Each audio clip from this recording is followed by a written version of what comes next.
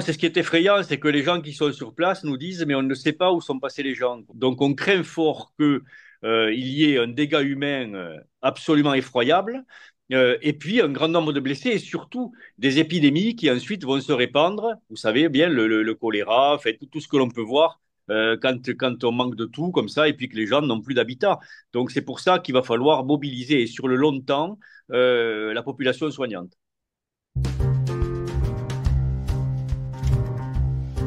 On s'est mobilisé à plusieurs parce que on a regroupé à la fois Convergence infirmière, Médecins pour demain, le collectif Santé en danger et donc l'UFML. La catastrophe est tellement importante qu'on n'arrive pas à la mesurer. Les gens nous disent c'est comme s'il y avait une bombe nucléaire quoi, sur place. Tout est détruit.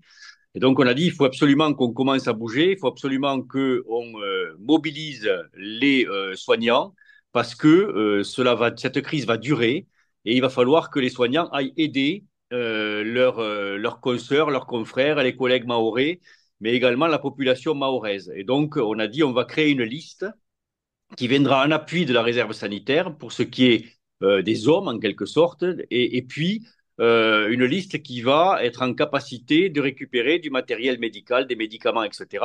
Et ça, on va le faire en nous rapprochant de l'AMF et de David Isnard, quoi, de l'Association des maires de France, avec des points de collecte qui vont se mettre en place un petit peu partout sur le territoire. Ça sert à rien d'essayer d'aller sur Mayotte tout de suite.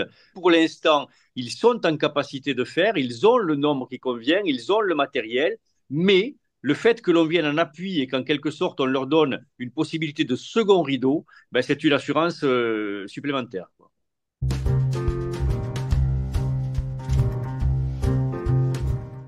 On a été très surpris d'ailleurs par l'engouement, puisque en quelques heures, c'est passé de 0 à plus de 500. Et là, ce matin, au réveil, on était à plus de 1220 demandes à la fois pour y aller ou pour donner du matériel.